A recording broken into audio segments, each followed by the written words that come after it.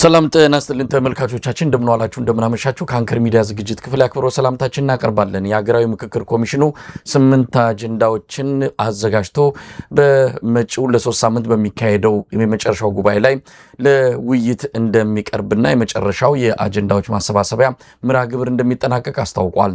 በሌላ በኩል አብይ አህመድ በኦሮሚያ በአማራና በትግራይ ያለውን የጦርነት ስትራቴጂ በተመለከተ ለአንከር ሚዲያ የደረሱ መረጃዎች አሉ።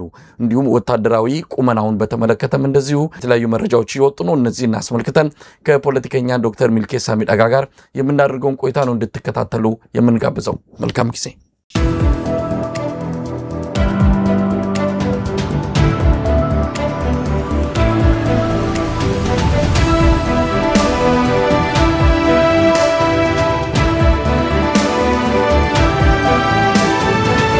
ጤና ይስጥልን ዶክተር ሚልኬሳ። ሰላም እንደምን አለ መሳይ። መረጃዎች በብዛት ወደ አንተ የደረሱ አሉ። እነሱን መረጃዎች እንድታካፍለን በመረጃዎቹ ላይ መነሻ በማድረግ ደግሞ የራስን አስተያየትም ትንታኔም እንድሰጥበት በሚል ነው የጋበዝኩ። የሀገራዊ ምክክር ኮሚሽኑ 8 አጀንዳዎችን እንግዲህ ለይቶ አውጥቶ ለውይይት ሊያቀርብ እንደሆነ ነው የሰማነው። ከዚህ በፊት አንተም የጠቀስካቸው በተለያዩ ፕሮግራሞች የሄድክባቸው አጀንዳዎች ናቸው። አሁን የምክክሩ ኮሚሽን አጀንዳ ተብለው ለአብይ አህመድ ሊቀርቡ እየተዘጋጁ የሚገኙት እንዴት አየኸው? ምክክር ኮሚሽኑ ለአብይ አህመድ መጪ ጊዜ የሚያደላድሉ አጀንዳዎችን ነው ሰብስቦ ይዞ የመጣው እንደሚባለው ከሆነ? አመሰግናለሁ መሳይ። ይሄ ጉዳይ በጣም ሲሪየስ ጉዳይ ነው። ያው 8 አጀንዳዎች ተብሎ የመጡት ስዊፒንግ የሆኑ በጣም ከባድ አጀንዳዎችን ነው እንግዲህ የለቀቀብን። በዚህ ደግሞ እንድንሰቃይ ነው የፈለገው አብይ እና የኢትዮጵያ ሕዝብ በዚህ አይሰቃይም ብዬ ገምታለሁ። አብይ በተፈጥሮ ምንድነው ከባድ አጀንዳዎችን እየወረወረ አሰቃቂ የሆኑ ድርጊቶችን ያደረገ ሰዎች እዛ ላይ ታስሮ እንዲቆዩ ያደርጋል። እሱ የራሱን ስራ ይሰራል። በመጀመሪያ ደረጃ መሳይ ብሔራዊ ምክክር እኮ የሚያስፈልገው ለድህረ ጦርነት ማህበረሰብ ነው።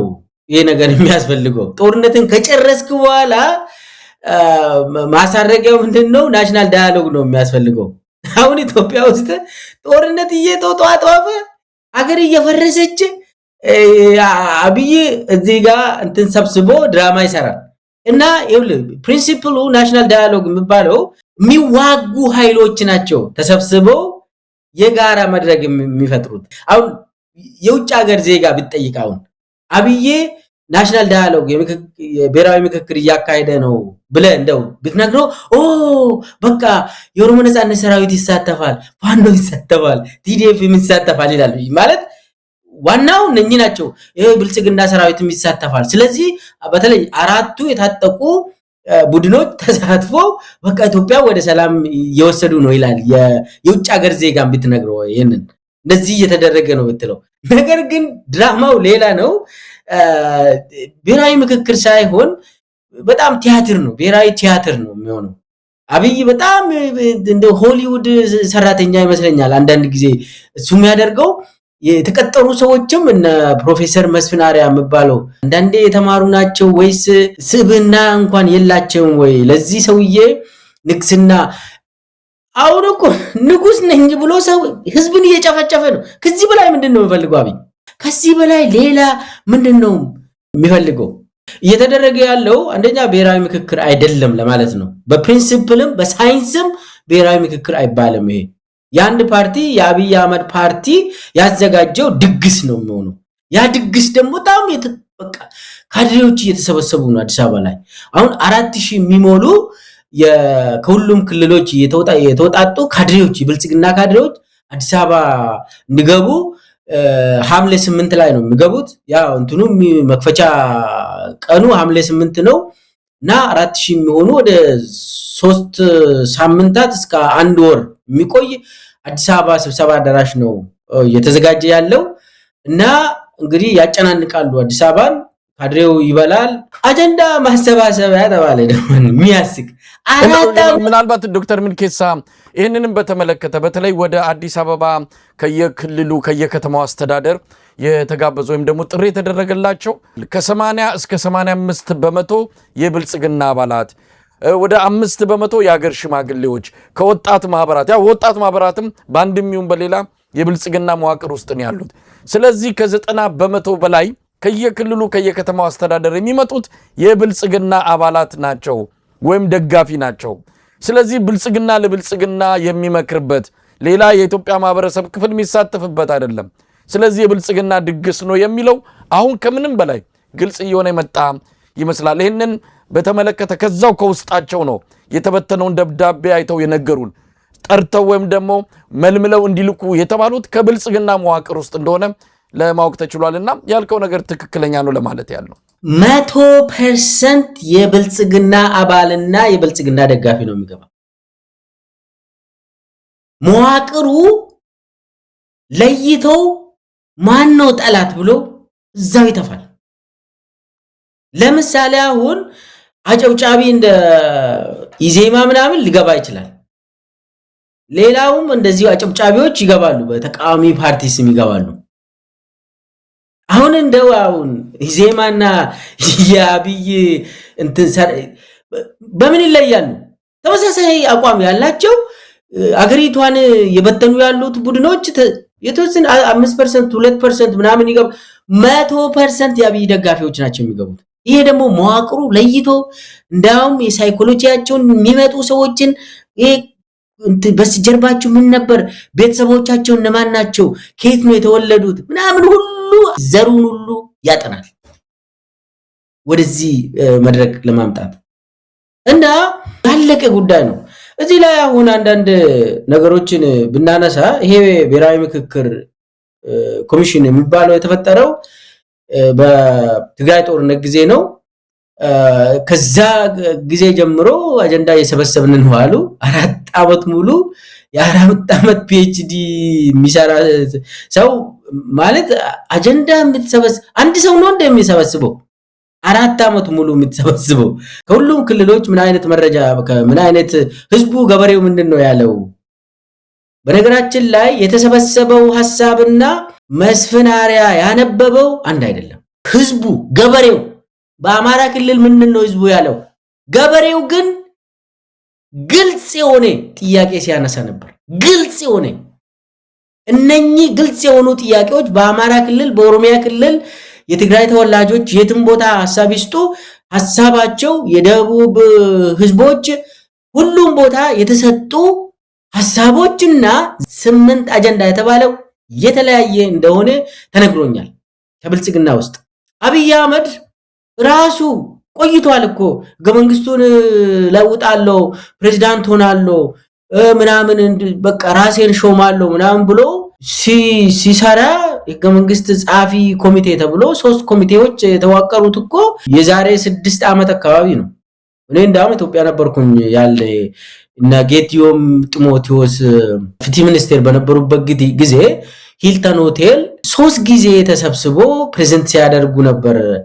ኮንስቲቱሽናል ሙቭመንት ብሎ እና ጌዲዮን ሁሉ መድረክ ላይ ቁጭ ብለው የሆነ ኮሚቴ 2 ኮሚቴዎች ከቤተ መንግስት አንድ ኮሚቴ በጌዲዮን ጢሞቴዎስ የሚመራ ህገ መንግስት አርቃቂ ምናምን ተብሎ አብይ ፕሬዝዳንት ይሆናል ምናምን ተብሎ ያኔ ፕሬዘንት ሲደረግ ሂልተን ሆቴል እኔ እዛ ነበርኩ። ያለቀ ጉዳይ ነው። ዛሬ አሁን 8 አጀንዳዎች ብሎ የዘረዘሩት እኮ ጨርሶት እኮ ነው። ምንም አሁን የሚጠሩት እኮ ለሴሬሞኒ ነው የሚጠሩት። ካድሬው ራሱ የሚጠራው ለሴሬሞኒ ነው። ሴሬሞኒውን ጨርሶ ድግሱን በልቶ በቃ አጨብጭበው ለመጀመሪያ ጊዜ የኢትዮጵያ መሪ በአደባባይ ምናምን ህገ መንግስትን ሽሮ እንድባልለት ለድራማ ነው ሁሉ ይሄ ሁሉ እየተደረገ ያለው። ዋናው ነገር ይሄንን አብይ ለምንድን ነው የሚያደርገው ነው? ንጉስ ሆኖ እንደፈለገ የጨፈጨፈ ተጥያቂነት የሌለ ሰው ሆኖ እንደፈለገ ያደረገ ነው። አገሪቷን በትኗል። ምንድነው የሚፈልገው አብይ? ለምንድን ነው ይሄንን የሚያደርገው? በዚህ ክረምት እቺን ለምንድን ነው ያቀደው? ምርጫ የምትባለውን ጨርሶ ወዲያውኑ ወደዚህ ጃምፕ ለምንድን ነው ያደረገው ብለን መጠየቅ አለብን። አንደኛ አብይ በዚህ ሰዓት የኢትዮጵያ ህዝብን ቢዚ ማድረግ አለበት። ለምን አንቆታል ሁሉም ነገር አብይን። አሁን እሱ እየተዋጋ ያለው አማራ ክልል ውስጥም ኦሮሚያ ክልል ውስጥም የትግራይም በአዲስ መልክ አብይን አንቆት ይዟል። እቺ ክረምት እንዴት ነው ማልፎ ነው የአብይ ፖለቲካ ስትራቴጂ? እቺን ክረምት በምንም ተአምር ህዝብን ቢዚ አድርጌ የኢኮኖሚ ጥያቄ ዳቦ እንዳይጠይቀኝ ጭቅጭቆችን ሰጥቼው በጭቅጭቅ ላይ ጊዜውን እንዲያጠፋ አሁን አንተ ወልቃይት የት ነው የገባች ብለህ አሁን ጥያቄ ታነሳለህ።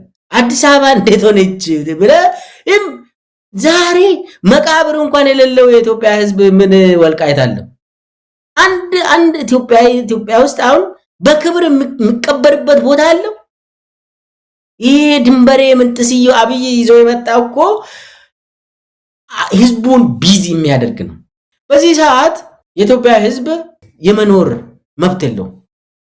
ይቅር ሌላ ይሄ ፌደራሊዝም ምንጥስዮ ሞት ይቁም ነው የህዝብ ጥያቄ። ዳቦ ልብላ ነው ዛሬ ጥያቄው እንጂ አብይ አሁን በእንትኑ አጀንዳ ሰጥቶ እኛ እዛ ላይ ቢዚ ሆነን ትክክለኛውን የኢትዮጵያ ህዝብ ጥያቄ ወደ ጎን ትተን የሰላም ጥያቄ፣ የፍትህ ጥያቄ፣ የዳቦ ጥያቄውን ረስተን የአብይን አጀንዳ ውስጥ እንድንፋጅ ለዛ ነው በዚህች ክረምትችን መዞ ያመጣው በመጪው መስከረም። ስለዚህ አብይ አህመድ የአብይ አህመድ ህገ መንግስት የሚባል ጽፎ ሊያመጣልን ነው ማለት ነው። እንግዲህ አሁን እነዚህ 8ቱ የተባሉት አጀንዳዎች አብይ አህመድ በጣም ሲፈልጋቸው የነበረ ሌሎች ካሉ ማናቀም፣ ግን እነዚህ በአብይ ፍላጎቶች ውስጥ ያሉ አጀንዳዎች በኢትዮጵያ ህዝብ ስም መጥተው እንግዲህ ጠረጴዛው ላይ ይቀመጣሉ። ስለዚህ አብይ አህመድ ቀደም ሲል የተዘጋጀ እንዳልከው በኮሚቴ የተዋቀረ ህገ መንግስቱን ከፈት አድርጎ አብይ የሚፈልጋቸውን አጀንዳዎች በማስገባት መልሶ በመዝጋት ከእንደገና በአዲስ ቅርጸ መንግስት ለመምጣት እንደሆነ በደንብ መረዳት ይቻላል። ስለዚህ የአብይ ህገ መንግስት እየተጻፈ ነው፣ መስከረም ላይ እናያለን ማለት ነው። አሁን እኮ ይሄ ጉባኤው የብልጽግና ጉባኤውን የሚያዘጋጁ ፕሮፌሰር መስፍን አርአያ ፕሮፌሰር ዘመኔ ካሴ ነው እንደ ኮሎኔል መስፍን አርአያ ያለው ትክክል እኮ ነው።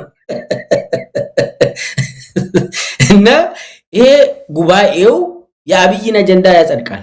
ይሄ አጀንዳ ደግሞ ፓርላማ ሂዶ መጽደቅ አለበት። ፓርላማው ያንን ግብአት ወስዶ የኢትዮጵያን ህገ መንግስትን የአዲሱ ፓርላማ ወይ ደግሞ አሮጌው ፓርላማ የአብይን ህገ መንግስት ያጸድቅለታል። ይሄ ጉባኤ ምንድነው?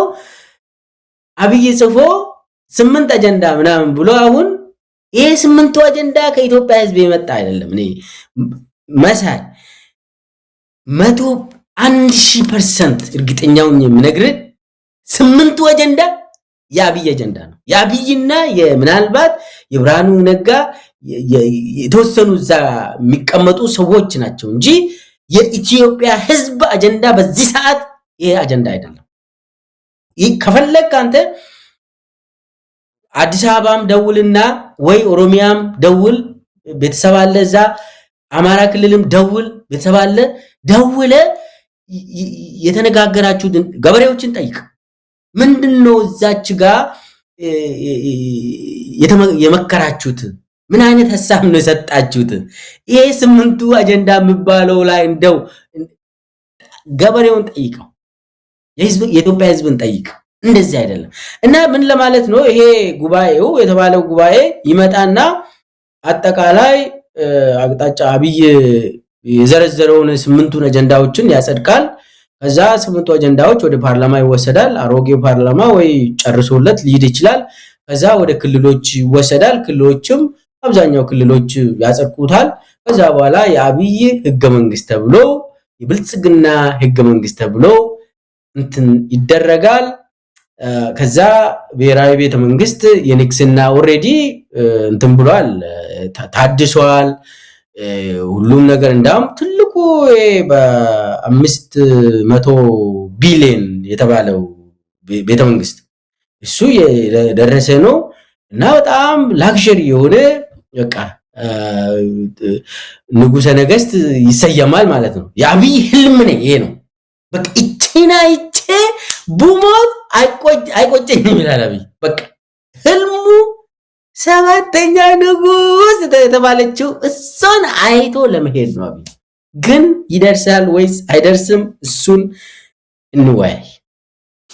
ምልከታ በጣም አስገራሚ ነገር ነው። እንግዲህ እነዚህ 8ቱ አጀንዳዎች የተባሉት ምናልባት የሀገር ግንባታ የሚባለው ነው፣ የመንግስት አደረጃጀት ቅርጸ መንግስት የሚባለው ነው፣ እንደዚሁም የምርጫ ስርዓቱ ነው። ሌላው የፌዴራል ከተሞች ጉዳይ ነው። የአዲስ አበባና የድሬዳዋ ጉዳይ በዚህ በዋናነት ተካቷል። የሃይማኖቶች ጉዳይ፣ የተቋማት ግንባታ፣ የህግ የበላይነትና ሰብአዊ መብቶች፣ ማህበራዊና ኢኮኖሚያዊ እንዲሁም የአርሶ አደርና አርብቶ አደሮች ጉዳዮች፣ ሙስናና መልካም አስተዳደር፣ ሰላም ግንባታ መሆናቸውን ነው እንግዲህ ኮሚሽነሩ በዝርዝር የገለጹት። እንደሰማነው ከሆነ የአብይ አህመድ አጀንዳዎች ናቸው ኮሚሽነሩ እንዲያነቡ የተደረጉት። እንደውም አያውቁትም፣ ዱብዳ እንደሆነባቸውም ነው የሚነገረው። ያልታሰበ ፕሮግራም ነው። በነገራችን ላይ ሰበር ዜና ሁሉ ጠብቁ ተብለው ህብረተሰቡ እየጠበቀ ነበር። ኮሚሽነር መስፍን አርአያ ምን ይዘው ሊመጡ ነው? እንግዲህ ሰበር ዜና ከሆነ የኢትዮጵያ ህዝብ የተለየ ነገር ነው የሚጠብቀውና ግን የተለየ ነገር አልመጣም። ለሐምሌ 8 የተዘጋጀውን አጀንዳ አስቀድመው ነገሩን። ይሄ ሰበር ሊሆን አይችልም፣ ምናልባት ሰባራ ዜና ሊሆን ይችላል። አብይ ሁል ጊዜ ሰበር ያደርጋል። ሰበር ዜና ማለት እንግዲህ ሰው በጣም ተጨናንቆ ይጠብቃል። በቃ የሆነ ጭንቅላትን ማሲቭሊ ይመታል። አብይ ይህንን የናርሲሲስቶች ስራ ነው። በሽተኞች ሰዎች እንደዚህ ነው የሚያደርጉት። በጣም ከባድ የሆነ ነገር ያመጣሉ። ይሄ ሶሉሽን ይዤላችሁ መጥቻለሁ ብሎ ያወራሉ። ከኔ ውጪ ምንም ነገር አታገኙም ብሎ ይደመድማሉ። አድንቁኝ ይላሉ። ይሄ ናርሲሲስት የሚባሉ ሰዎች የሰውን ጭንቅላት በጣም ስዊፒንግ በሆነ መንገድ ጊዜ እንኳን ወስደን ሳናጠነጥን ይሸውዳሉ። አብይ በቃ ሁል ጊዜ መሸወድ ነው። ሰበር ጠብቁ ይባላል። እንደው ሚልኬሳ እውነት እኔ ለመጨረሻው ጉባኤያቸው ድምቀት ብለው እንደው የተወሰኑ የፖለቲካ እስረኞችን ይፈታሉ። ቢያንስ ሌላው ይቅር፣ ሌላ ብዙ መደረግ ያለባቸው ብዙ የኢትዮጵያ ህመሞች አሉ። ለነሱ ፈውስ ይመጣል ብለን አይደለም። እንደው የምክክር ኮሚሽኑ ድምቀት እንዲኖረው መክፈቻው ስነ ስርዓቱ ላይ እስረኞች ተፈቱ። ያኔ ታስታውሳል፣ ሚሊኒየሙን ለማድመቅ ተብለው እስረኞች ይፈቱ ነበረ። ብርሃኑ ነጋም የተፈቱት ያኔ ሚሊኒየሙ ሲደርስ ያንን ድምቀት ለመስጠት መለስ ዜናዊ በዛም መልኩ እስረኞች እንዲፈቱ አድርጓል። አሁንም የምክክር ኮሚሽኑ ዋጋ ቢስ ነው፣ ሰው ከቁም ነገርም አልቆጠረውም። ስለዚህ አሁን የሚመጣውን ጉባኤ ለማድመቅ እንደው እስረኞችን ፈቶ በተወሰነ ደረጃ የሰውን ቀልብ መሳብ ቢቻል ብለን ያደርጋሉ እና 1 ሰዓት 2 ሰዓት ሆነ ሰበር ዜናው ይመጣል ብለን ስንጠብቅ መጨረሻ ላይ እንግዲህ ሰባራ ዜና ሆኖ የሚታወቅ የአብይ አህመድ አጀንዳ በዝርዝር ተገለጸልን። ከዛ ውጭ ምንም አላየንም። እውነት ለመናገር በጣም አሳፋሪ ሰዎች ናቸው። በነገራችን ላይ አንተ ያልከው ታሳሪዎችን እየጠየቁ ነው። ብዙ ታሳሪዎችን አንዳንድ መረጃዎችን እንደሚደርሰኝ በቃ እየጠየቁ ነው። አውቀው ሙድ ሊይዙ ነው። አብይ እኮ ከለቀቀም ውጪ አውጥቶ ይገላል። አንዳንዴ እኮ ብትታሰር ይሻላል። እኔ አብይን በደንብ አውቀዋለሁ። አብይ ገዳይ ሰው ነው። በጣም ሲሪየል ኪለር ነው እና እስር ቤት ብትቆይ ይሻላል። አብይ ጠምዶ ይዟል ከሆነ ከምትወጣ እስር ቤት ይሻላል። እኔ አብይን በደንብ ስለማውቀው ነው። እና አብይ በቃ ነፃ አወጣለሁ ካለ ይገላል። አንዱ እሱ ነው። ሊያደርግ ይችላል። አብይ ድራማውን ይችልበታል፣ ሊያደርግ ይችላል። ሌላው መጨረሻ ላይ እኔ አንድ ነገር ብዬ ይሄንን አጀንዳውን መዝጋት አለብን። አንደኛ የኢትዮጵያ ሕዝብ ይሄንን አጀንዳ መግዛት የለበትም። ለምን? ዋናው አጀንዳው በተለይ የጎንዮሽ ንትርክ እንዲነሳ ይፈልጋል። በዚህች ሰዓት የኢትዮጵያ ሕዝብ ጥያቄ ምንድነው ብለን መጠየቅ አለብን። በዚህ ሰዓት በአሁኑ ሰዓት ሲጀመር አብይ የኢትዮጵያን ችግር መፍታት ይችላል ወይ? እሱ ራሱ ችግር ሆኖ ህገ መንግስት ይጽፍልናል እንዴ? ገዳይ ሆኖ ገዳይ ጻፊ። የኢትዮጵያ ልጆች አዲስ ህገ መንግስት ያመጣሉ ወደፊት ካስፈለገን በመመካከር ከአብይ በኋላ ነው። ይሄ ብሔራዊ ምክክር የሚባለው በትክክል ለኢትዮጵያ ህዝብ ነፃነት እየተዋጉ ያሉ ልጆች ጊዜው ሲደርስ ምን ችግሮችን መፍታት አለብን ብሎ ቁጭ ብሎ ይመካከራሉ። አብይ የችግሩ ባለቤት ነው። ብሔራዊ ምክክር የሚባለው የአሁኑን ችግር ለመፍታት ነው። ይሄኛው የ7 ዓመት ክፉ አገዛዝ ያደረገን እሱን እንዴት ነው የምንፈታ ነው መጀመሪያ ጉዳይ። እና አብይ አሁን ያሰራጨ ያለው የጎንዮሽ ግጭቶች እንዲስፋፉ፣ ሁሉም በሃይማኖት ያጋጫል፣ በብሔር ያጋጫል፣ የተለያዩ ድንበር ላይ ያጋጫል። አብይ በዚህ አጀንዳም ፕሪኦኪፓይድ እንድንሆን በቃ አጀንዳዎች ተሰጥቶናል። እኔ ምክሬ የአብይ አጀንዳ ውስጥ እንዳከቡ ፕሊዝ። የኛ አጀንዳ የኢትዮጵያውያን አጀንዳ እንደኛ ይህንን ስርዓት በቃ ከናካቴው ማስወገድ ነው። ሰላም ካልመጣ፣ ግድያ ካልቆመ፣ ዝርፊያ ካልቆመ፣ የዳቦ ጥያቄ ካልተመለሰ፣ ይሄ ዝም ብሎ በጠመንጃ ነው እንዴ? ብርሃኑ ጁላ ነው እንዴ ህገ መንግስት ምጽፍል? ብርሃኑ ነጋ ነው እንዴ ህገ መንግስት ምጽፍል? አብይ አህመድ ይህ ሳይኮፓት የሆኑ አታላዮች ናቸው እንዴ ህገ መንግስት ምጽፉልን? ህገ መንግስት ያስፈልገናል፣ አዲስ ህገ መንግስት። አዎ፣ ግን ጦርነቱ ከጨረስን በኋላ ነው። ወደፊት ስንሸጋገር የሚመቸን ነገር ምንድነው ብለን በትክክል በሰከነ በሰላም ጊዜ ያለ ምንም ጠመንጃ ካድሬ አይደለም የኔን ህገ መንግስት የሚጽፍልኝ። እንዲህ አይነት የብልጽግና ቆሻሻ ህገ መንግስት ተጽፎልኝ የኢትዮጵያ ህገ መንግስት አይባልም። ከጅምሩ የወደቀ ጉዳይ ነው፣ ያበቃለት ጉዳይ ነው። ተቀባይነትም የለውም። አንደኛ እንዲህ አይነት ነገር ሲደረግ ተሳታፊ ማን ነው ብለህ ትጠይቃለህ። ኢንክሉሲቭ ነው ወይ? የኢትዮጵያውያን ጥያቄ ምንድነው በዚህ ሰዓት? እኔ 100% ሁኜ የሚነግር የኢትዮጵያ ህዝብ ጥያቄ በዚህ ሰዓት አብይ ይሄድልን ነው። ፔሬድ። ከዚህ ውጪ ምንም ጥያቄ የለውም የኢትዮጵያ ህዝብ።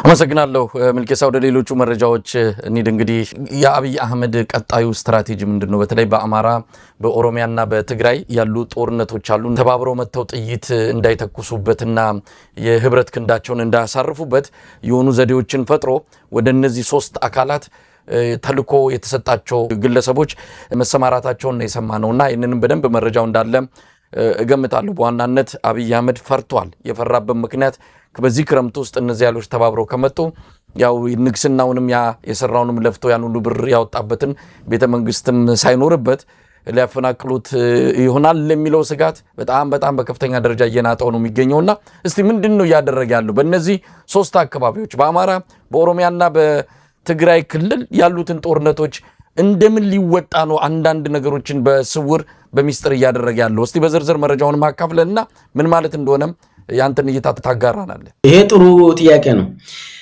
አብይ አሁን የራሱን አቅም አይቷል። የመከላከያ ሰራዊት አቅም ባዶ እንደሆነ ተረድቷል። እንዳም ጀነራሎችን ሰብስቦ ይሄ ዝም ብሎ በየእንትኑ በፋኖ የሚማረክ በገፍ ነው የሚማረኩት። ምን እየተደረገ ነው? በኦሮሞ ነጻነት ሰራዊት ዝም ብሎ በቃ የሚማረክ ሰራዊት ምን እያደረጋችሁ ነው ብሎ እነ ብርሃኑ ጁላን ሁሉ ሰድቧል። ሰራዊት የለኝም ብሎ እና የአብይ ሰራዊት ዝም ብሎ የሚማረክ ሰራዊት እንደሆነ አብይም ተረድቷል። ለዛ ብሎ ምንድነው 2 ስትራቴጂዎችን ነው የሚጠቀመው አብይ። በመጀመሪያ ደረጃ የአብይ የስልጣን ምሰሶ በዚህ ሰዓት ናሽናል የሴኩሪቲ የሚባለው ነው፣ መከላከያ ነው።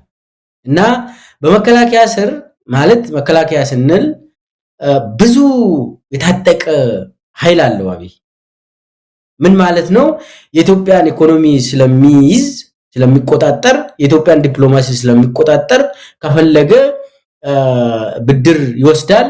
በኢትዮጵያ ስም ነው ብድር የሚወስደው። ኢትዮጵያን አሲዞ ነው ሶቨሬን ጋራንቲ ሰጥተው የሚቀጥለው መንግስት ነው የሚከፍለው። እሱ አሁን እዳ ውስጥ አስገብተው ነው የሚሄደው። የሀገሪቷን ኢኮኖሚ ስለሚቆጣጠር፣ ዲፕሎማሲን ስለሚቆጣጠር፣ የውጭ ጉዳይ እንትንን ስለሚቆጣጠር ህዝብንም ስለሚቆጣጠር አብይ ብዙ እንትን አለው። አሁን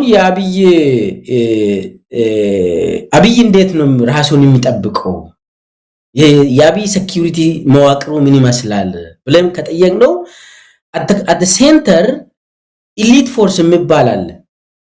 ኢሊት ፎርሱ ሪፐብሊካን ጋርድ አለ፣ ልዩ ኮማንዶ አለ፣ ከዛ ትንሽዬ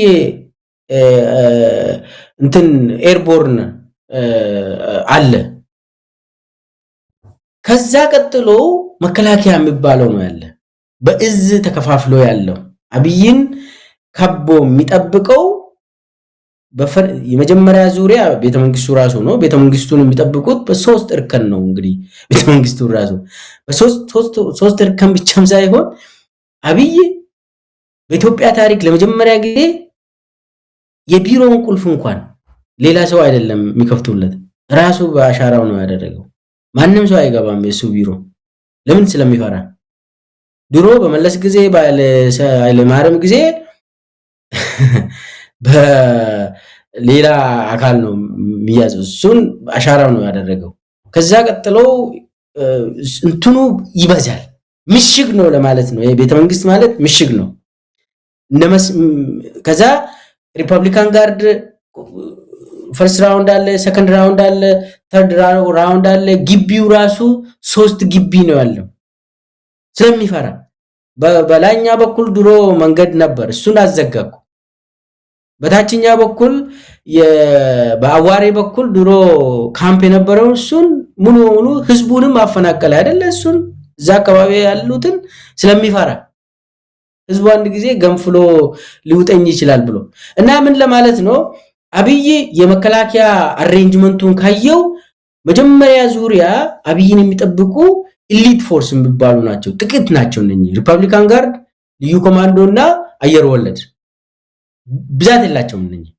ከዛ የሚቀጥለው በፈር የሚባለው ኃይል የመከላከያ ሰራዊት እዝ ምናምን በእዝ የተዋቀረው መከላከያ ሰራዊት ይሄ እዙ ምንድነው የሚያደርገው? ኢሊት ፎርሱን ይጠብቃል። ኢሊት ፎርሱ ነው አብይን የሚጠብቀው። መከላከያ ሰራዊትን ደግሞ የሚጠብቀው ማን ነው? የክልል ፖሊስ እና ሚሊሻ ነው የሚጠብቀው። አንዳንድ ቦታ ደግሞ ሚሊሻና ፖሊስን የሚጠብቀው ህዝቡ ራሱ በሽመል ምናምን ዱላ ይዛችሁ ፋኖን ፈልጉ ሸኔን ፈልጉ ይባላል። በዱላ ጫካ ውስጥ ህዝቡን ይሄ በቃ ገበሬውን ስናይፐር የታጠቀውን የኦሮሞ ነጻነት ሰራዊት ወይ ደግሞ ፋኖን ዱላ ይዛችሁ ፈልጉ ሲባል ያ ፋኖ እንዲገለው ነው። ምን ለማለት ነው? አብይ አሁን ራሱን የሚጠብቀው በዚህ ሰንሰለት ነው። ይሄንን መዋቅር በጣም ሲሪየስሊ ወስደው ስራ ላይ የሚያውለው ዎር ኦፍ አትሪሽን የሚባል ነገር ነው። ይሄ ዎር ኦፍ አትሪሽን የሚባለው ጊዜ በመውሰድ ማዳከም።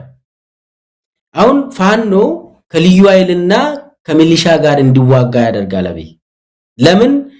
የአማራ ሚሊሻና የአማራ ልዩ ኃይል ወይ ደግሞ የአማራ ልዩ ኃይል እንኳን ጠፍቷል፣ የአማራ ፖሊስ አድማ ብተና ምናምን ብሎ ከነሱ ጋር እንዲዋጋና ጥይቱን እንዲጨርስ ይፈልጋል።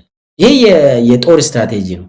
ከዛ የአማራ ወይ የኦሮሚያ ሚሊሻና ልዩ ፖሊሶች መከላከያን ፕሮቴክት ያደርጋሉ። መከላከያን ፕሮቴክት አድርጎ የኦሮሞ ነጻነትን ሰራዊትን ማዳከም ፋኖን ማዳከም ስራ ነው የሚሰሩት። እዛው እንዲጨራረሱ ያደርጋል።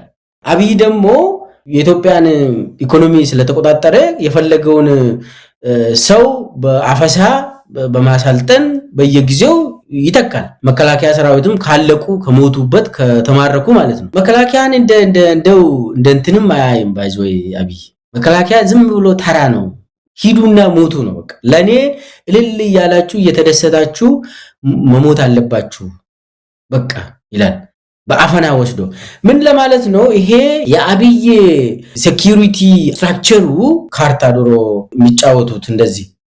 አብይ አሁን ራሱን የሚደብቀው በኢሊት ፎርስ ስር ነው። ደሞዛቸው የኢሊት ፎርሱ ደሞዙ ከመከላከያ ይለያል። የልዩ ኮማንዶ ሹማ አብደታ የሚመሩት ልዩ ኮማንዶ ደሞዝ፣ ጥቅም መሳሪያ የተለየ ነው።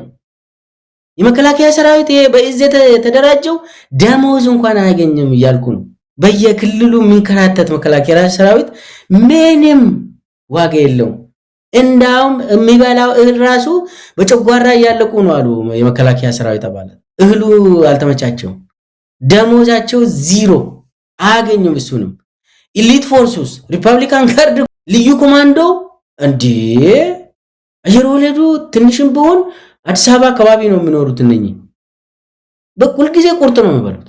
ሌላው መከላከያ ሰራዊት ዋጋ የሌለው ሂድና በየንትኑ ዱር ገደሉ ለኔ መሞት አለብህ ምናምን ይላል አብይ። ከዛ አልፎ ደግሞ ሚሊሻውና የክልል ፖሊስ ደግሞ ዋጋ የሌለው በቃ ከነ ቤተሰቡ ምንም የሌለው ሂዶ እንዲያልቅ ይደረጋል። ምንድነው ይሄ? ዎር ኦፍ አትሪሽን ይባላል።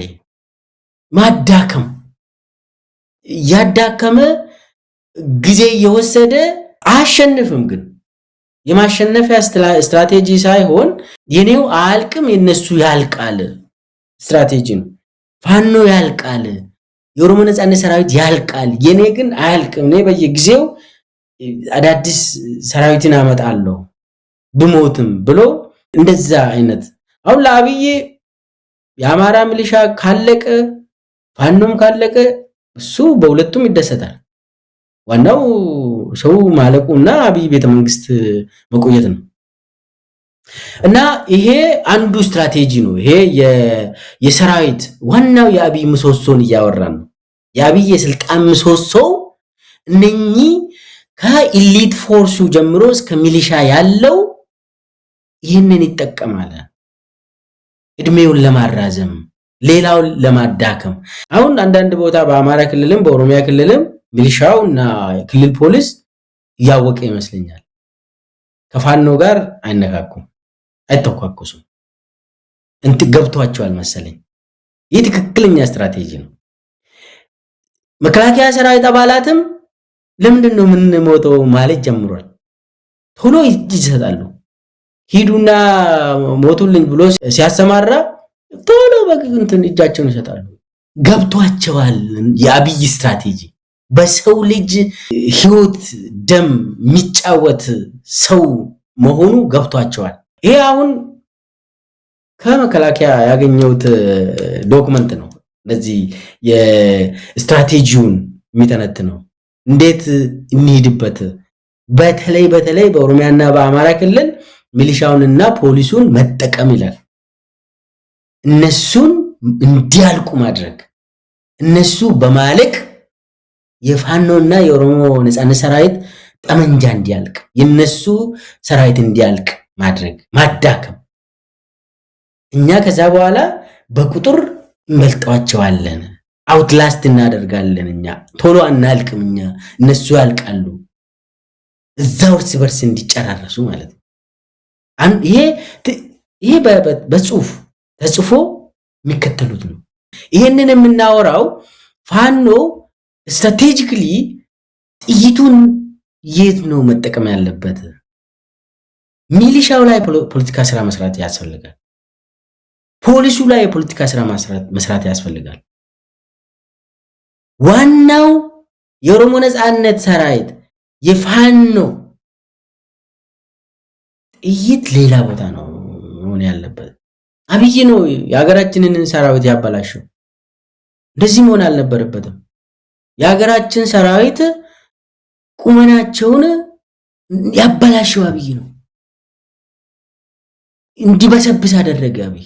ከላይ ያሉ አመራሮች ሌቦች ናቸው። እርስ በርስ እየጨራረሱ ነው። በነገራችን ላይ መከላከያ ውስጥ በዘር እየተከፋፈሉ እዛው እየጨራረሱ ነው። እየተበተነ ነው አብዛኛው። በነገራችን ላይ በየጊዜው ሪፖርት የሚደርሰው ለመከላከያ አመራሮች ይሄን ያክል ፋኖ ተቀላቀለ፣ ይሄን ያክል ወደ ኦሮሞ ነጻነት ሰራዊት ተቀላቀለ የሚል ዜና ነው ሁልጊዜ ሪፖርት የሚደረገው ለነሱ። አንዱ የአገዛዙ ምሰሶ ዋናው የጸጥታ መዋቅሩን በደንብ ማየትና በዛ ደረጃ ስትራቴጂ አንዳንድ ስትራቴጂዎችን እንትን መቀየርም ካስፈለገ ስትራቴጂዎችን መቀየር የፖለቲካ ስራዎችም በዛ በደረጃ መሰራት አለበት። በተለይ ሚሊሻና ፖሊስ የፖለቲካ ስራ ከተሰራባቸው በቀላሉ ወደ ህዝባቸው የሚመለሱ ናቸው። መከላከያ ሰራዊት አባላትም እንደዛ ነው። ሌላ ስትራቴጂ አሁን መነሳት ያለበት ፋኖን የማዳከም በዶክመንት ሁሉ ተጽፎ ፋኖን የማዳከም የኦሮሞ ነጻነት ሰራዊትን በማዳከም ቲዲኤፍንም ማዳከም ይሄ ዶክመንት ሁሉ ተጽፎ ማን ነው ይሄንን የሚተገብረው ምለው ኃላፊነት ሁሉ ተሰጥቶት ተሰማርቷል ሰው። ከዛ መጀመሪያ እዛው እነኚህ ኃይሎችን ራሳቸው ማዳከም፣ ሁለተኛ ደረጃ ደግሞ ሶስቱ እንዳይግባቡ ሶስቱ እንዲጣሉ ማድረግ፣ እንዲጠራጠሩ ማድረግ። በኋላ መጣበታለሁ ይሄ እንዲጠራጠሩ የሚያደርጉበት ስትራቴጂ። አሁን ዋናው ለምሳሌ ፋኖ እንዲፈርስ ማድረግ አጀንዳውን የወሰዱት ፕሬዝዳንቱ ራሱ ፕሬዝዳንት ታዬ ጭምር ዝናሽ ታያቸው አገኘው ተሻገር እነኚህ የጎንደር ፋኖን እንዲይዙ ተደርጓል። በቢሊየን ገንዘብ ተመድቦ ይሄንን ተጨባጭ መረጃ ነው የሚነግር መሳይ ቢሊየን አስገቡ ገንዘብ ይውሰዱና ይግቡ ተብለው ለነኚህ አመራሮች ስሩ ይሄንን በቃ ሲሪየስሊ ውሰዱ ተብለው።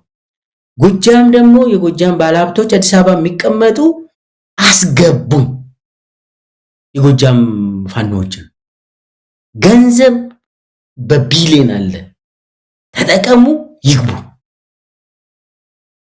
በየንትን ደግሞ አብይ የሚጠቀመው በየጎጡ ምናምን እንደዚህ ከፋፍሎ አማራን ሸንሽኖ እንደዚህ ይጫወትበታል። አብይ በየጎጡ አደራጅቶ ነው እከሌ ወደዛ ሄደ እከሌ ደግሞ ተያዝ እንደዚህ እያለ ህዝቡን ነው ከፋፍሎ የሚገዛ እኮ አብይ ህዝቡ ራሱ።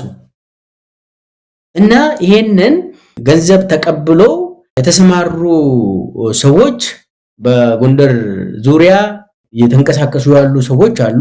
በገንዘብ እያታለሉ ትልልቅ ገንዘቦችን እያሳዩ ፋኖ እንዲከፋፈል። ይሄ ነገር ምንድነው? ሳይኮሎጂካል ኦፕሬሽን ይባላል። ሳይኮሎጂካል ኦፕሬሽን አሁን መሬት ላይ ኦፕሬሽን ይካሄዳል አይደለ? የመጀመሪያ ዙር ሳይኮሎጂውን ላይ ኦፕሬሽን ታካሄድና ታሸንፋለህ።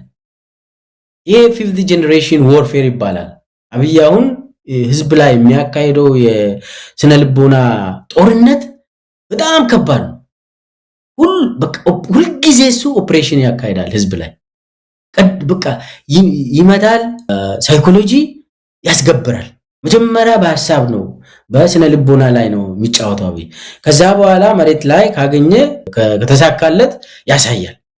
የሆነ ያለው ይሄ ስትራቴጂካሊ ተነድፎ በዚህ ክረምት መደረግ ያለበት አንዱ ፋኖን ከውስጣቸው እንዲፈርሱ ማድረግ። ለዚህ ደግሞ አዲስ አበባ ላይ ያሉ ባለሀብቶች ሁሉ ተሰማርተዋል። የአማራ ባለሀብቶች፣ የአማራ ሽማግሌዎች፣ የኦርቶዶክስ ቤተክርስቲያናት አንዳንድ ሰዎች፣ የአብይ ሰዎች ከነ ዳንኤል ክብረት ጋር የሚሰሩ አባቶች እንግዲህ አባቶች ይባላሉ። ምን እናድርግና እነሱ አሁን እንትን ትዕዛዝ ወስደው ግቡ ልጆቼ ምናምን እየተባለ የሆነ ሰሞኑን አብይ አባቶችን ሰብስበው አስገቡ ፋኖን ምናምን እያለ ነበር። አስገቡ ለኢትዮጵያ የምታስቡ ከሆነ ፋኖን አስገቡ ምናምን ይላል እና በውስጣቸው ፋፈሉ እንዲጠራጠሩ እና እንዲፈርሱ ማድረግ። ይሄ ሲሪየስሊ እየተሰራበት ነው። ሌላው የኦሮሞ ነጻነት ሰራዊት ነው። እሱም በተመሳሳይ መልክ ባለሀብቱ የኦሮሞ ባለሀብቶች ይሄንን ካልሰራችሁ ገንዘባችሁን እንወስዳለን እያሉ አባቶችን፣ አባገዳዎችን፣ የሃይማኖት አባቶችን ሁሉ በየዞን ምናምን ሰውን እየመደቡ አስገቡ እየተባለ እና የኦሮሞ ነጻነት ሰራዊትን ከፋፍሎ በተለይ ደግሞ የነጃልመሮ የምዕራቡ እዝ የኦሮሞ ነጻነት ሰራዊት ምዕራብ እዙ ጽምዶ ውስጥ ገብቷል። እሱ ሌላውን አስገቡ ተባለ። ኦሮሚያ ውስጥ ደግሞ ሌላውን አስገቡ፣ የሸዋውን የአርሲውን ምናምኑን አስገቡ፣ የምዕራቡ ምናምን እሱ ጽምዶ ሆኗል እየተባለ ተስፋ ቆርጦ ነው እንደዛ የሚሉት። እና ምንድነው በውስጣቸው እንዲጠራጠሩ በውስጣቸው እንዲከፋፈሉ እንዲፈርሱ ማድረግ በትልቅ በቢሊየን ገንዘብ ተመድቦ ኦሮሚያ ውስጥ ደግሞ ወንድማማቾች መካከል የሚካሄደው ጦርነት ይቁም የሚል ፕሮፓጋንዳ አለ።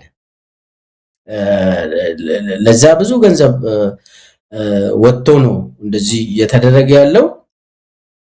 እዚህ ላይ አንድ ነገር መናገር አለብኝ። ከዚህም በፊት ከኦሮሞ ነጻነት ሰራዊት የገቡ እጅ ሰጥተው የገቡ ልጆች አብዛኞቹ ተገሏል። አብዛኞቹ ደግሞ ታሰሩ። የተወሰኑ ደግሞ የአብይን ትዕዛዝ ወስደው ኦሮሞን እያሰቃዩ አማራውን እያሰቃዩ የኦርቶዶክስ እምነት ተከታዮችን ኦሮሚያ ውስጥ ያሰቃያሉ። እጅ ሰጥተው የገቡት ማለት ነው። እና እንዳውም ዛሬ በኢትዮጵያ ማለት ነው ዛሬ አንድ ከኦሮሞ ነጻነት ሰራዊት እጅ ሰጥቶ የገባ ጃላ ጫሉ የሚባል እጅ ሰጥቶ በእነሱ እጅ በቃ እኔ ሰላም ፈልጋለሁ ሰላማዊ ኑሮ ፈልጋለሁ ብሎ እጅ ሰጥቶ ገባ። እጅ ሰጥቶ ከገባ በኋላ ከስንት ቀን በኋላ ረሸኑት ልጁ። ያ ሁሉ እንትኑ ወጣ እና በጣም ቁጣ ቀሰቀሰ። እንደዚህ አረመኔ መሆኑን የአብይ አገዛዝ አረመኔ መሆኑን እጅ ሰጥተህ ከገባም ትገደላለህ። የፈለገ 1 ቢሊዮን ብር ሰጥቶ የምትገባ ቢሊዮን ብሩን ትመልሳለህ። ይገልሃል አንተ። አሁን ብር መድበው አይደለ ግቡ ያለ ያለው ከገባ በኋላ ትገደላለህ። እድል ካገኘ ደግሞ ትታሰራለህ። ካልሆነ ደግሞ ወደ ሌላ ጦርነት ትሄድና ለአብይ መሞት አለብህ። ይሄ ነው እንግዲህ እየሆነ ያለው። በተጨባጭ እጅ ሰጥቶ የገቡ ምን ላይ ናቸው ብለን መጠየቅ ነው። ይሄ ነው አንዱ ይሄ ነው። ቲዲኤፍን በተመለከተ የአብይ ስትራቴጂ የሰማሁት ቲዲኤፍን በተለይ በአሁኑ ሰዓት ትግራይን መውረድ አንችልም፣ ስለዚህ ያለን አማራጭ በሽምግልና መያዝ ነው፣ በሽምግልና ጊዜ መግዛት ነው እና በየጊዜው ሽማግሌዎችን እየላክን በቃ ለግብጽም ሽምግልና እየላኩ ነው። ከተቻለ ደግሞ ከኤርትራ ጋር ያላቸውን ግንኙነት እንዲቋረጡ ማድረግ፣ ያ ካልሆነ በስተቀር አንነካም፣ አንችልም። በዚህ ክረምት ከትግራይ ጋር ጦርነት መግጠም አንፈልግም ብሏል።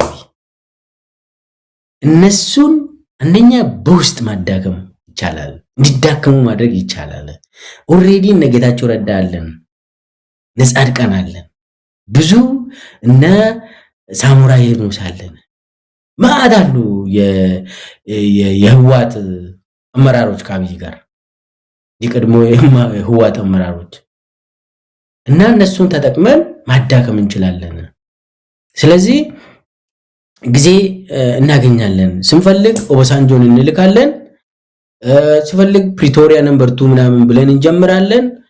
ካስፈለገ ደግሞ አሜሪካም እንድትቆጣለን እናደርጋለን። እየተባለችን ክረምት እናልፋለን። ንግስናው እንዲሳካ እናደርጋለን።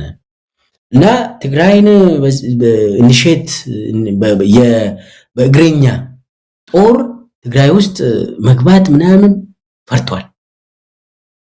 ግን ደግሞ ያ ማለት በአየር ኃይልና በድሮን አይመታም ማለት አይደለም። ይመታል፣ እየመታም ነው።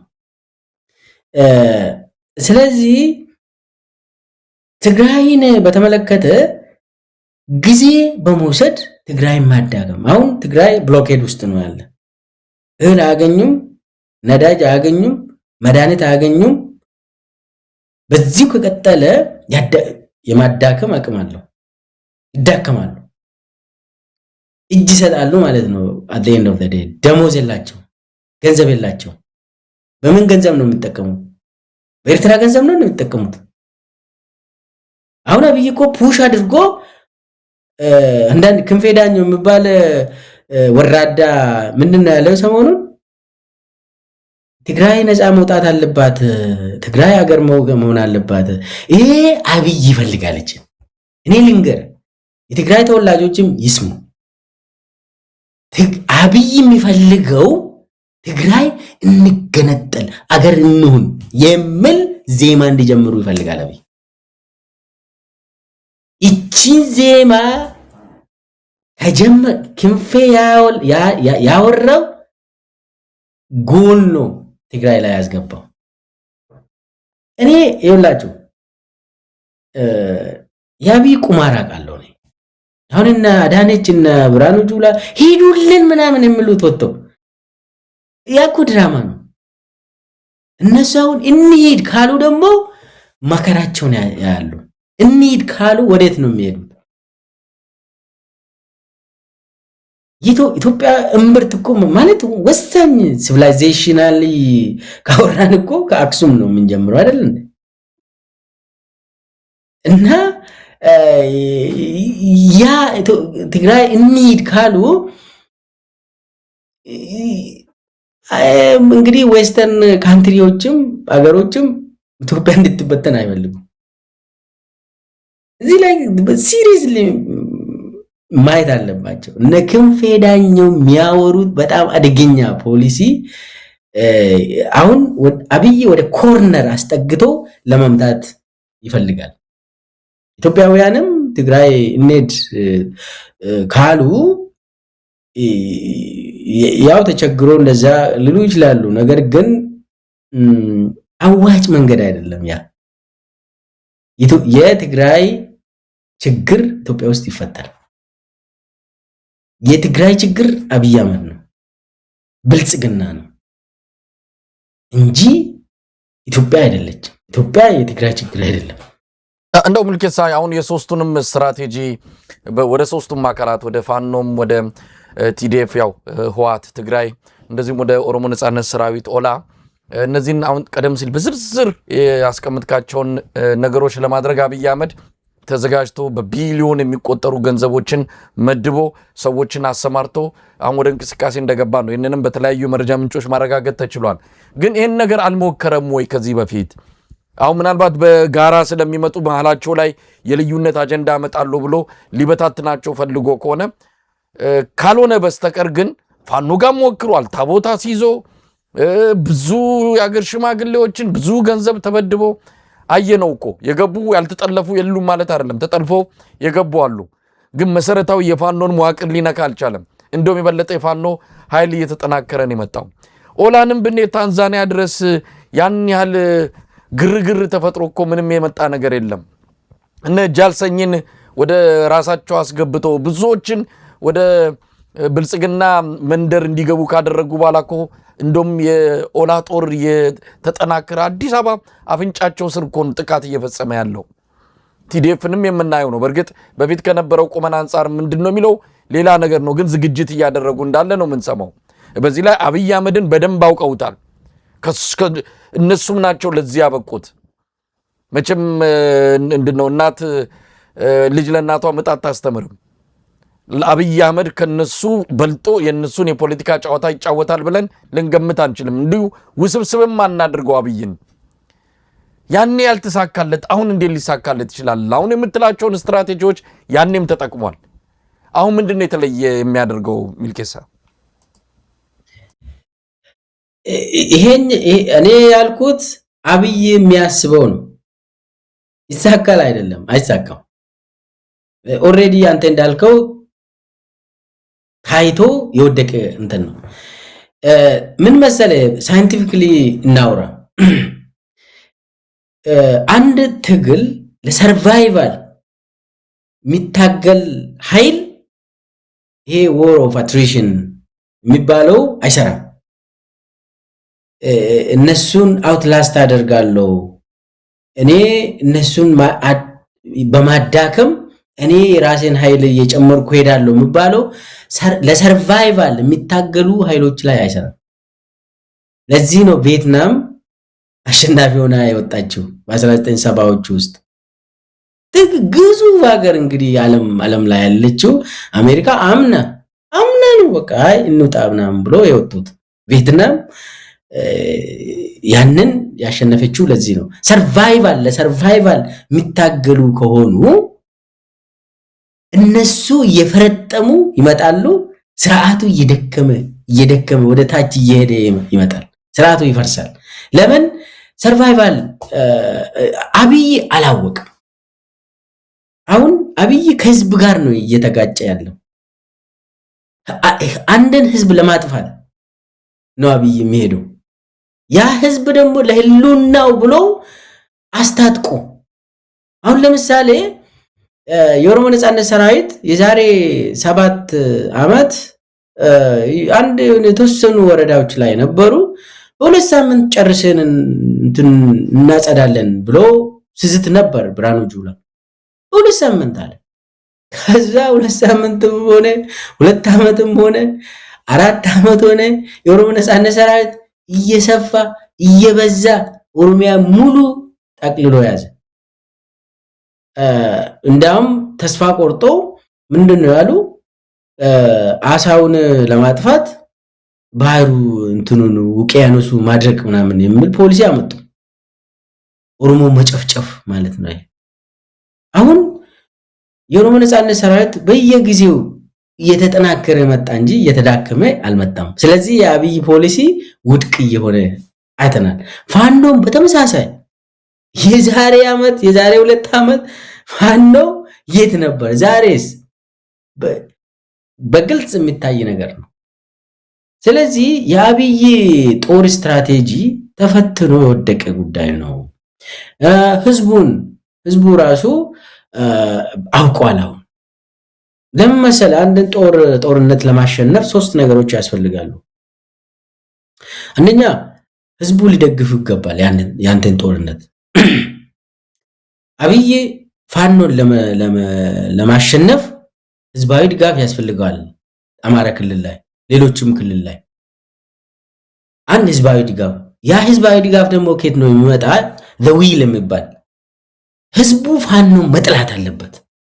የአማራ ህዝብ ፋኖን እንዲጠላ ማድረግ አለባቸው የአብይ አሽከሮች፣ ካድሬዎች።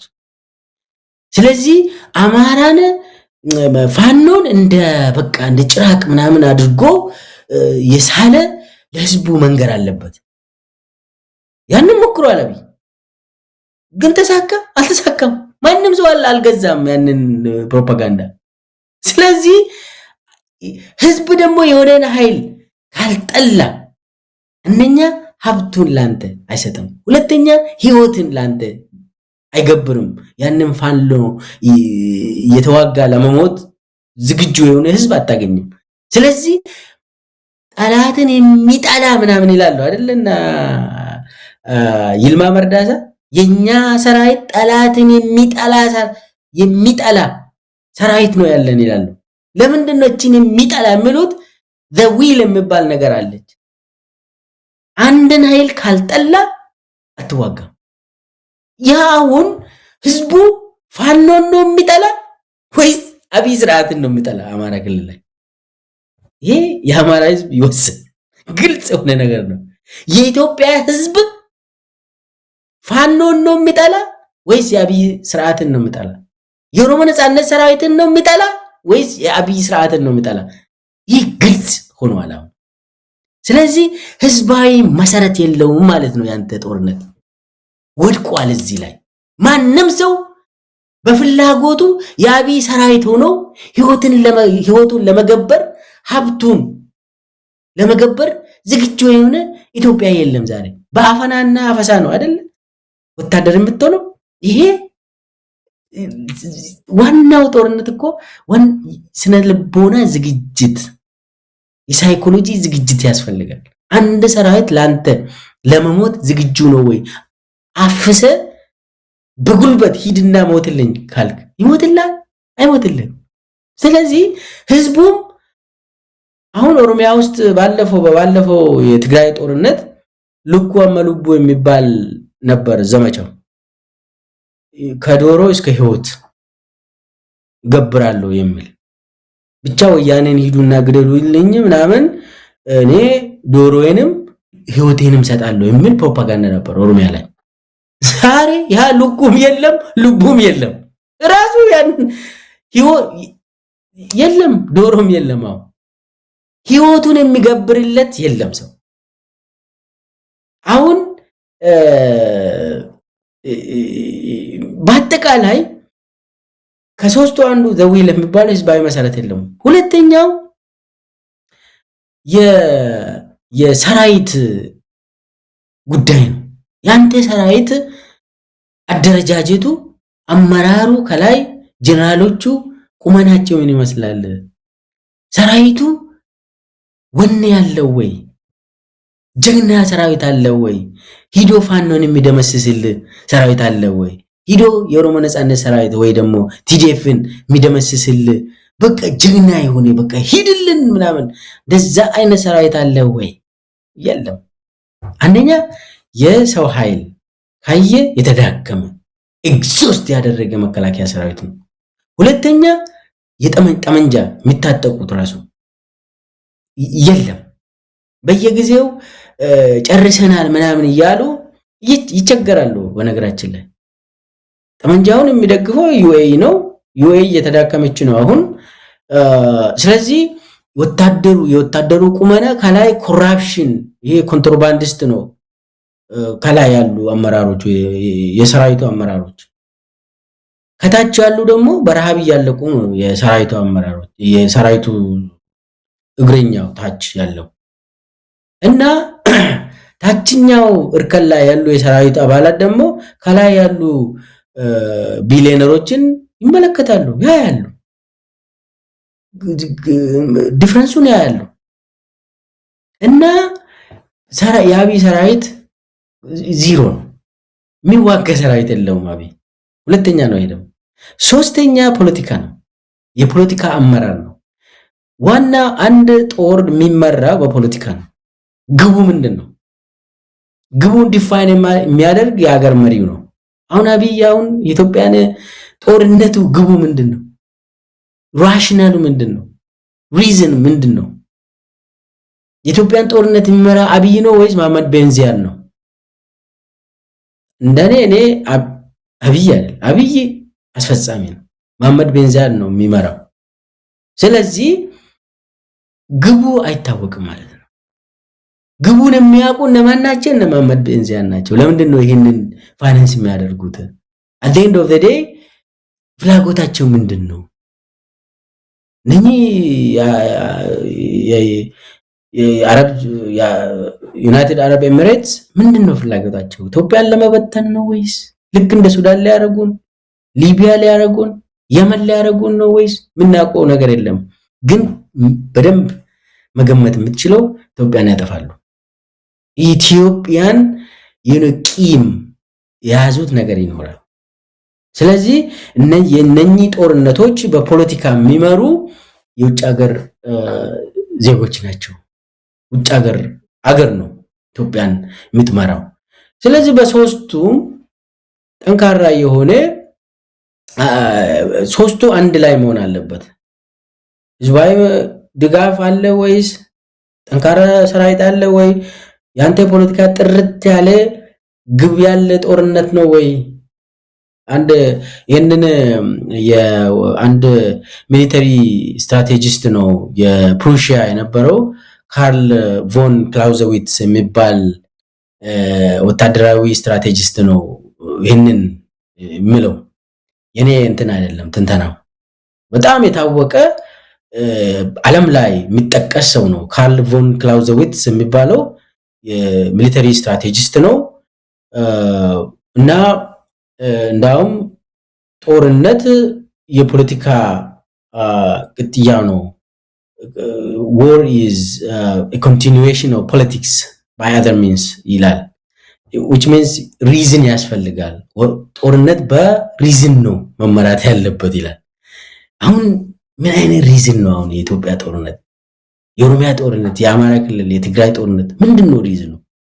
አንድ ሳይኮፓቲ የሆነ ሰውዬ፣ ናርሲሲስት የሆነ ሰውዬ፣ አታላይ መከበሌ የሆነ ሰውዬ በኢትዮጵያውያን ደም ይጫወታል።